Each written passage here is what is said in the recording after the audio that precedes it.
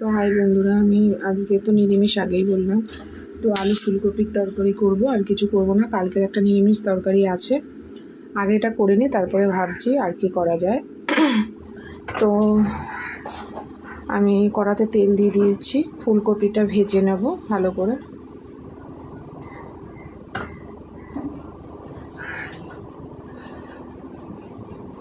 তোমরা পাটে পাটে পাবে ভিডিওগুলো, একবারে আমি দিতে পারছি না, আমার হচ্ছে না।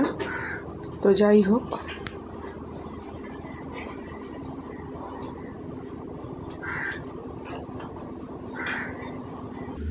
তো চলো, তেল গরম হয়ে গেছে, এখানে কেটে রাখা ফুলকপিটা দিয়ে দেবো।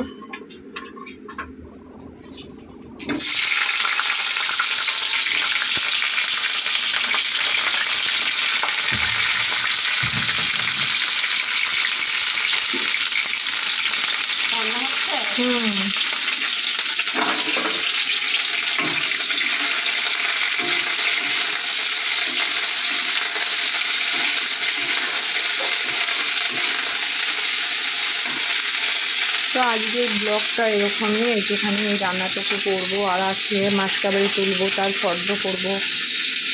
সন্ধ্যাবেলায় আবার মাসকাবারি তুলতে যাব, তো তখন যদি পারি তোমাদেরকে শেয়ার করব। তো চলো তরকারিটা করে নিই। প্রচণ্ড গরম লাগছে, এক হাতে ক্যামেরা ধরে করাটা খুবই একটা ইম্পসিবল ব্যাপার। আর তাছাড়া এমনি নর্মাল একটা ফুলকপি আলুর তরকারি, তাই তোমাদেরকে দেখালাম না। তো চলো, দেখা হচ্ছে নেক্সট ভিডিওতে। তোমার সুস্থ থেকো, ভালো থেকো, এই কামনা করে ভিডিওটা শেষ করছি।